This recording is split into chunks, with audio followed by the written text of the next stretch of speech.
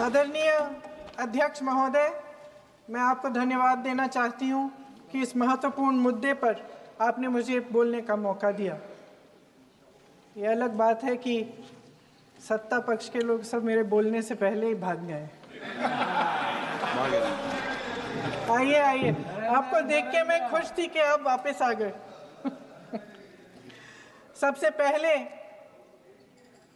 मैं उन सैनिकों, उन जवानों, उन अफसरों को नमन करना चाहती हूँ जो हमारे देश के रेगिस्तानों में, हमारे देश के घने जंगलों में, बर्फीले पहाड़ियों पे हमारी देश की रक्षा करते हैं, जो हर पल देश के लिए अपनी जान देने के लिए तैयार रहते हैं। 1948 से लेकर अब तक, जब से पाकिस्तानी रेडर्स ने कश्मीर पे हमला किया, तब से लेकर अब तक हमारे देश की अखंडता की रक्षा करने में उनका बड़ा योगदान है। हमारी आज़ादी अहिंसा के आंदोलन से हासिल हुई, लेकिन जैसे मैंने कहा, उसको कायम रखने के लिए हमारी सेना का बहुत बड़ा योगदान है। अध्यक्ष महोदय, कल मैं सदन में बैठी हुई सबके भाषण सुन रही थी। आदरणीय रक्षा मंत्री महोदय ने बोला, सत्ता पक्ष के कई मंत्रियों ने बोला। 1 घंटे का रक्षा मंत्री जी का लंबा भाषण था। सुनते सुनते एक बात मुझे बहुत खटक रही थी। उसके बाद जब दूसरे भाषण भी सुने आपके सत्ता पक्ष के, तब भी ये बात बार बार मेरे मन में आ रही थी कि सारी बातें कर ली, ऑपरेशन सिंदूर की बात कर ली, आतंकवाद की बात कर ली, देश की रक्षा की बात कर ली, इतिहास का पाठ भी पढ़ा दिया, लेकिन एक बात छूट गई। उस दिन 22 अप्रैल 2025 को जब 26 देशवासियों को अपने परिवार के सदस्यों के सामने खुलेआम मारा गया, तो ये हमला कैसे हुआ, क्यों हुआ?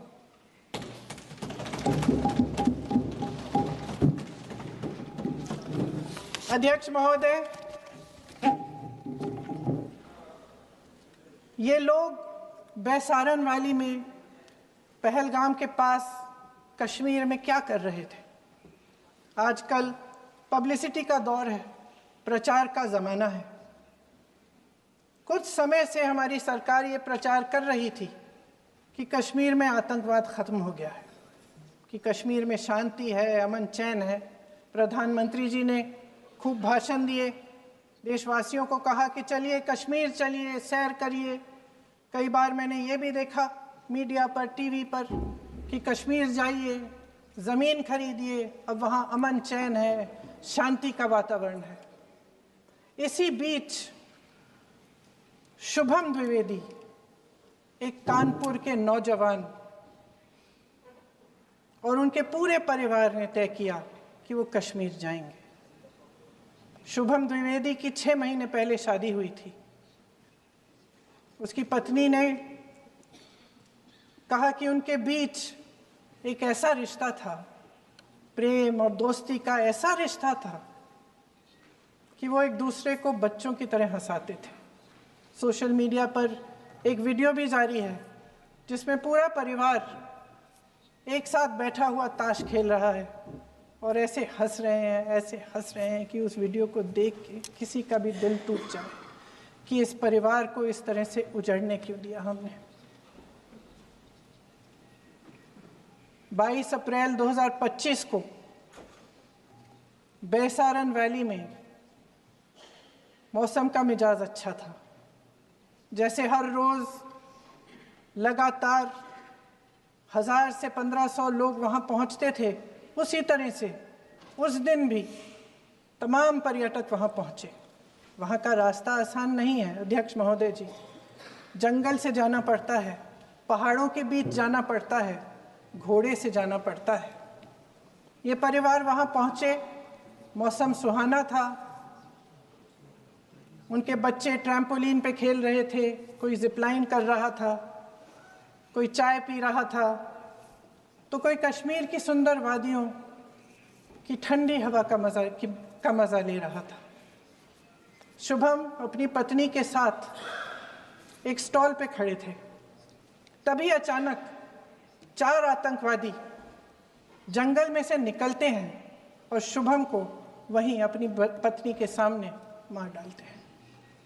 उसके बाद वे वहाँ से पूरे वैली में 1 घंटे के लिए लोगों को चुन चुन कर मारते हैं। किसी के पति को अपनी पत्नी के आंखों के सामने, किसी के पिता को अपने बेटे के सामने, चुन चुन कर 26 लोगों को मार डालते हैं। शुभम की पत्नी घबराकर वहां से भागने की कोशिश करती है, अपनी जान बचाने के लिए जंगल की तरफ दौड़ती है। वहां पता चलता है कि तमाम लोग जंगल की तरफ दौड़े हैं और अपनी जान बचाने की कोशिश कर रहे हैं।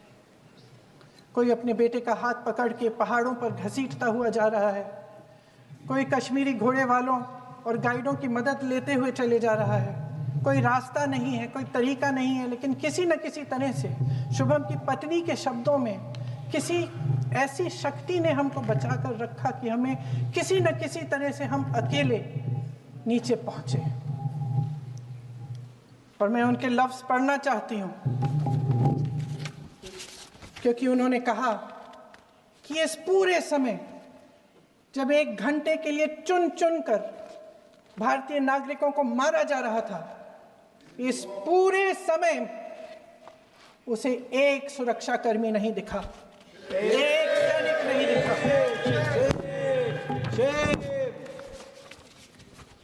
शुभम की पत्नी ने कहा, कोट, मैंने अपनी दुनिया को खत्म होते हुए देखा। अपनी आंखों के सामने एक सिक्योरिटी गार्ड नहीं था। मैं ये कह सकती हूँ कि देश ने, सरकार ने हमें वहां पे अनाथ छोड़ दिया था। सिक्योरिटी क्यों नहीं थी वहां पे एक सैनिक क्यों नहीं दिखा? क्या सरकार को मालूम नहीं था कि यहाँ रोज 1000 से 1500 पर्यटक जाते हैं? क्या सरकार को मालूम नहीं था कि यहाँ के पहुंचने के लिए जंगल के रास्ते से जाना पड़ता है? अगर कुछ हो जाएगा तो लोग वहां से निकल नहीं पाएंगे।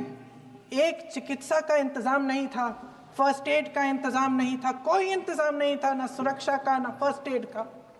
इन लोगों को भगवान भरोसे छोड़ दिया गया।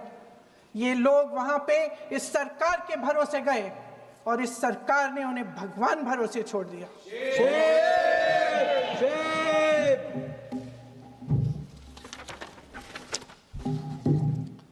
मैं पूछना चाहती हूँ, ये किसकी जिम्मेदारी थी? इस देश के नागरिकों की सुरक्षा की जिम्मेदारी किसकी है? क्या इस देश के प्रधानमंत्री की नहीं है? क्या इस देश के गृह मंत्री की नहीं है? क्या इस देश के रक्षा मंत्री की नहीं है? क्या एनएसए की नहीं है? अध्यक्ष महोदय, पहलगाम हमले से सिर्फ 2 हफ्ते पहले हमारे गृह मंत्री महोदय जी कश्मीर गए थे। किस लिए गए थे? जो सुरक्षा की व्यवस्था है इसको देखने के लिए गए थे, इसको रिव्यू करने के लिए गए थे। और उन्होंने वहां कहा कि आतंकवाद पर विजय प्राप्त हुई है। ये 2 हफ्ते पहले है। 3 महीने बाद JNK के गवर्नर साहब एक आम इंटरव्यू में ऐसे ही चलते चलते कह देते हैं कि हाँ, बैसारन वैली में बहुत लापरवाही हुई और इसके लिए मैं जिम्मेदारी लेता हूँ। ऐसे ही चलते चलते, और वो बात होती है, ख़त्म भी वहाँ होती है और वहीं ख़त्म हो जाती है। उनसे जिम्मेदारी ली भी नहीं जाती, कोई सवाल नहीं उठाता, कोई जवाब नहीं देता। अध्यक्ष महोदय, उस हमले की जिम्मेदारी एक आतंकवादी गुट जिसका नाम टीआरएफ है थोड़े दिनों बाद लेती है। कौन है ये टीआरएफ? 2019 में ये गुट बना।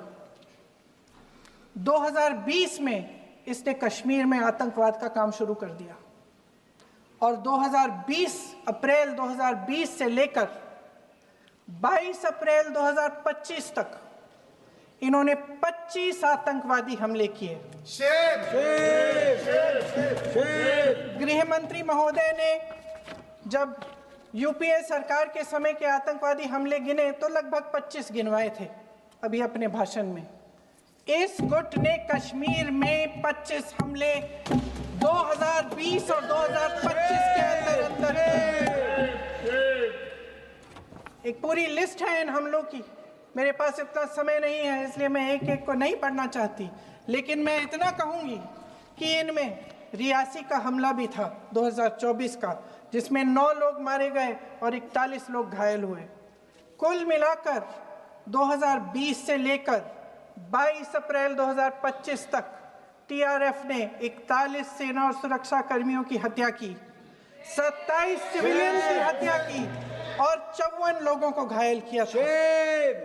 भारत सरकार ने टीआरएफ को आतंकवादी संगठन का दर्जा कब दिया?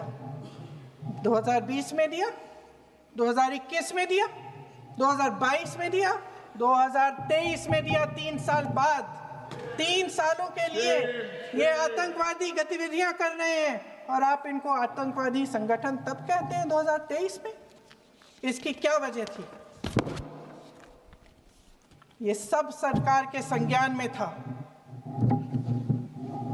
और आप मुझे बताना चाहते हैं, सत्ता पक्ष के नेता बताना चाहते हैं कि ये सब आपके संज्ञान में था, लेकिन कोई भी एक ऐसी एजेंसी नहीं है हमारी सरकार की जिसको पता चला कि ऐसा हमला, ऐसा भयानक हमला होने जा रहा है हमारे देश में, कि पाकिस्तान में बैठे हुए इस हमले की योजना बन रही है कि हम भारत जाके हैवानियत करेंगे, 26 लोगों को मार डालेंगे और हमें पता ही नहीं है।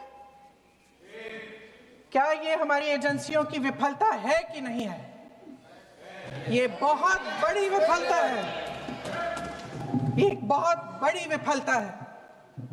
जानते थे कि ये गुट है, जानते थे कि 5 सालों से ये आतंकवादी हमले कर रहा है, अध्यापकों को मारा, आर्मी के बड़े बड़े अफसरों को मारा, आम जनता को मार डाला, पुलिस वालों को मार डाला, और आप इन पे निगरानी नहीं रख रहे थे। और ये जो एजेंसियां हैं इनकी जिम्मेदारी कौन लेगा? क्या आईबी चीफ ने अपना इस्तीफा दिया? क्या किसी ने इस्तीफा दिया? गृह मंत्री जी के कार्य क्षेत्र में आता है इंटेलिजेंस ब्यूरो। क्या गृह मंत्री जी ने इस्तीफा दिया? इस्तीफा छोड़िए, जिम्मेदारी ली।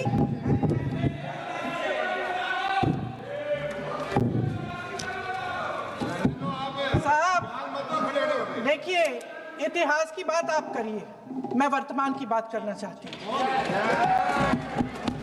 आपको तो एक बहाना चाहिए, आपको तो एक बहाना चाहिए। पूरे परिवार का नाम गिनवा देते हैं। अरे अपनी जिम्मेदारी खुद लीजिए। 11 सालों के लिए तो सत्ता में आप हैं। अभी नेहरू को छोड़ नहीं रहा। कल माननीय गौरव गोगोई जी ने अपने भाषण में पूछा गृह मंत्री जी से, क्या आपकी जिम्मेदारी नहीं थी? मैं देख रही थी। राजनाथ जी, रक्षा मंत्री जी यूं अपना सर हिला रहे थे, कुछ बोले नहीं। अंदर से ये महसूस हुआ होगा कि यहाँ कुछ जिम्मेदारी थी, लेकिन माननीय गृह मंत्री महोदय जी हंस रहे थे, वे हंस रहे थे।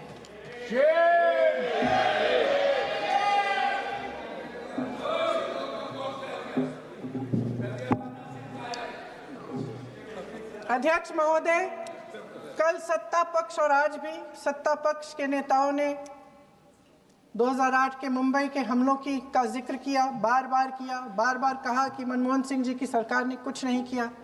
ये तो जानकारी होगी ना कि उसी समय जब वो आतंकवादी हमला चल रहा था तभी उन आतंकवादियों को मार डाला था, एक बचा था और उसको भी फांसी दे दी थी 2012 में।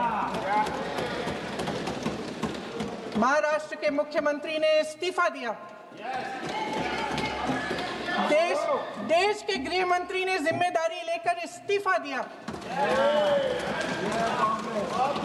एक जवाबदेही थी पब्लिक के प्रति, एक जवाबदेही थी इस देश की जनता के प्रति, इस देश की धरती के प्रति।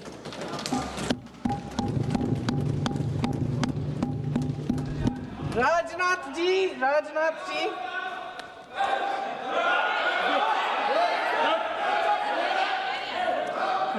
जी तो पुलवामा, उरी और पठानकोट के समय गृह मंत्री रहे थे। आज वे रक्षा मंत्री हैं और हमारे गृह मंत्री महोदय श्री अमित शाह जी के नाक के नीचे पूरा मणिपुर जल गया, दिल्ली में दंगे हुए, पहलगाम में हमला हुआ और आज भी वे उसी पद पर बैठे हैं। क्यों? अध्यक्ष महोदय, बमबारी से अखबारों के हेडलाइन बनते हैं, मगर कहानी सुरक्षा में की चूक में भी है। आज देश खोखले भाषण नहीं सुनना चाहता, देश जवाब चाहता है, तसल्ली चाहता है कि सच उससे छिपाया नहीं जाएगा। देश जानना चाहता है कि उस दिन अप्रैल 22, 2025 को क्या हुआ और क्यों हुआ। आप तो खुद अपनी पीठ थपथपाने में लगे रहते हैं। सेना, देश, संसद से सच छुपाते हैं। ऑपरेशन सिंदूर जब शुरू हुआ, हम सब ने समर्थन किया, सब एकजुट होकर खड़े हो गए इस देश के लिए। दोबारा होगा, दोबारा खड़े हो जाएंगे। अगर हमारे देश पे हमला होता है तो यहाँ इस सदन में किसी भी पार्टी का हो, कोई भी हो, सब आपका समर्थन करेंगे। और हमें अपनी सेना पर गर्व है कि उन्होंने इस बार भी दृढ़ता से लड़ाई लड़ी, धैर्य से लड़ाई लड़ी, वीरता से लड़ाई लड़ी।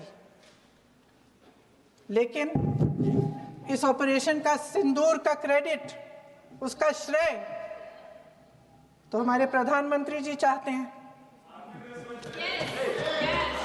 सही भी है, ठीक है, सही है, श्रेय ले। ओलंपिक्स में हमारा मेडल आता है, उसका भी श्रेय लेते हैं, लेकिन सिर्फ श्रेय लेने से नहीं होता नेतृत्व, जिम्मेदारी भी लेनी पड़ती है।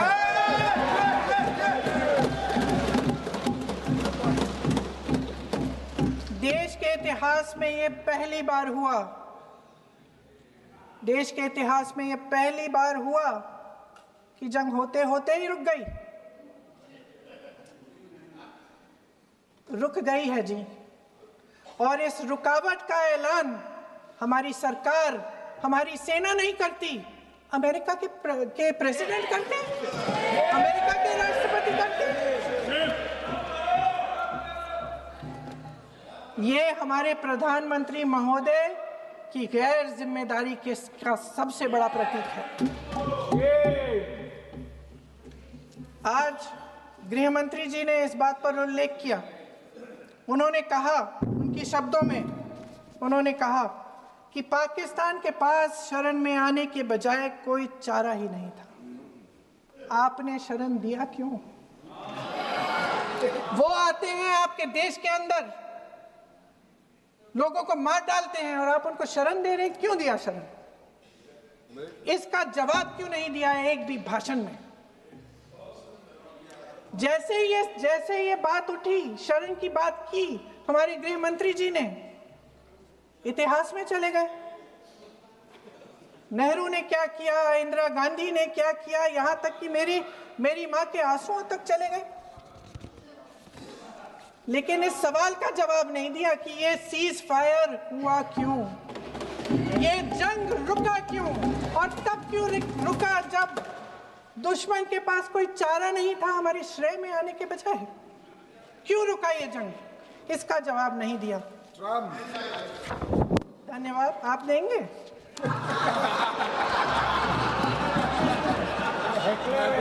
मंत्री देना भाई देना, आपको टाइम मिलेगा तो। टाइम नहीं मिलेगा आपको शायद। वैसे महोदय, मेरी माँ की आंसू की बात किए,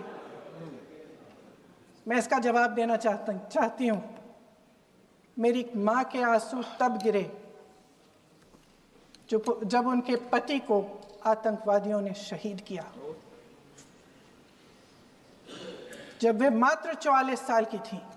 और आज अगर मैं इस सदन में खड़ी हूं और उन 26 लोगों की बात कर रही हूं, मैं इसलिए कर रही हूं क्योंकि मैं उनका दर्द जानती हूं, महसूस करती हूं।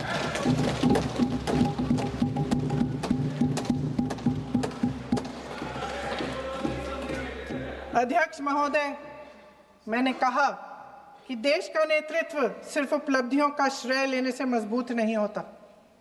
सफलता और विफलता दोनों की जिम्मेदारी लेने से बुलंद होता है। ये सोने का ताज नहीं है, कांटों का ताज है। अध्यक्ष महोदय, जब सरकार झूठी और कायर हो तो वे बहादुर से बहादुर सेना के साहस और पराक्रम को भी कमजोर कर देती है। देश को प्रतिशोध के साथ साथ सबके प्राणों की रक्षा का प्रण चाहिए। सेना की शक्ति के साथ सरकार की सच्चाई भी चाहिए। महान देशभक्त शहीद इंदिरा गांधी जी, जिन्होंने सफल कूटनीति के बल पर अमेरिका के राष्ट्रपति निक्सन का मुकाबला करके पाकिस्तान का विभाजन करवाया, बांग्लादेश बनाया, 1 लाख पाकिस्तानी सैनिकों को आत्मसमर्पण करने पर मजबूर किया, उन्होंने कभी इसका श्रेय लेने की कोशिश नहीं की। ऑपरेशन सिंदूर का मकसद अगर पाकिस्तान को सबक सिखाना था तो शायद ये मकसद अभी अधूरा है, क्योंकि हमारी कूटनीति विफल रही है। इसका प्रमाण यही है कि ऑपरेशन सिंदूर के बाद एक पाकिस्तानी जनरल, जिसके हाथ खून से रंगे थे, अमेरिका के राष्ट्रपति के साथ बैठकर लंच खा रहे थे।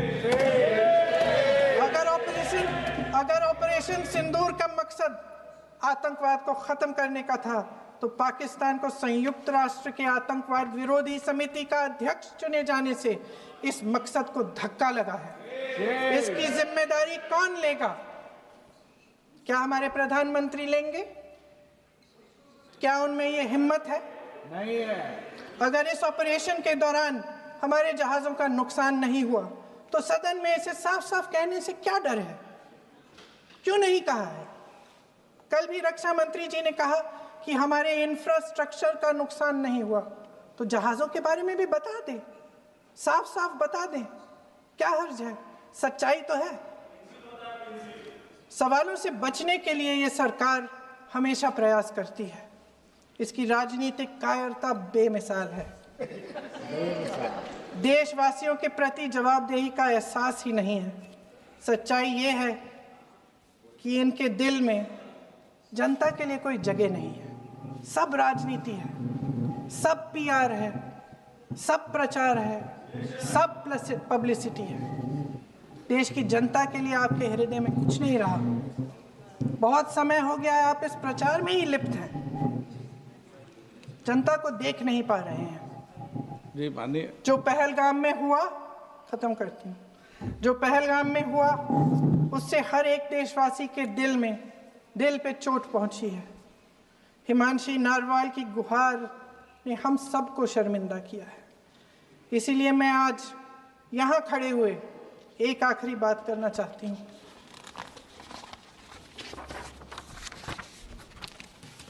इस सदन में लगभग सभी के पास सुरक्षा है, सुरक्षा की व्यवस्था है।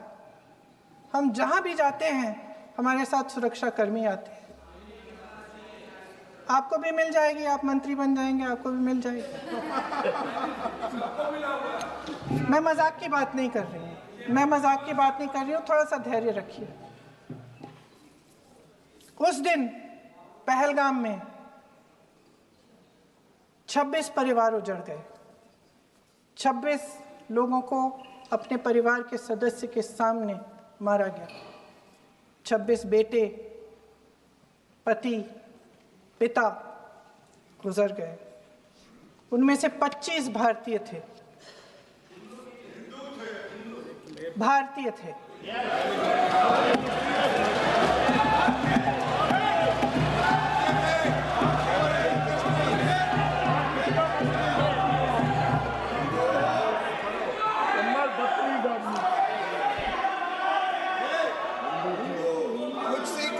जितने भी लोग बैसारन वैली में थे और जो 25 भारतीय मारे गए, उनके लिए कोई सुरक्षा नहीं थी। कोई सुरक्षा नहीं थी। आप कितने भी ऑपरेशन कर डालें, आप इस सच्चाई के पीछे छुप नहीं सकते, इसे नकार नहीं सकते। आपने उनको सुरक्षित नहीं किया। कोई शर्म नहीं है, कोई शर्म नहीं है, कोई शर्म नहीं है और ना कभी होगी। सुन लीजिए, सुबह भी मैं शिव मंत्र बोल के आई हूं। इनको क्या पता शिव मंत्र क्या है? शिव मंत्र इनका खत्म कर लूं अपना भाषण। शिव मंत्र मैं एक बार उन 25 भारतीयों के मैं एक बार उन 25 भारतीयों के नाम इस सदन में पढ़ना चाहती हूं, ताकि यहां बैठे हर सदस्य को यह एहसास हो कि वे भी हमारी तरह इंसान थे। किसी राजनीतिक बिसात के मोहरे नहीं थे।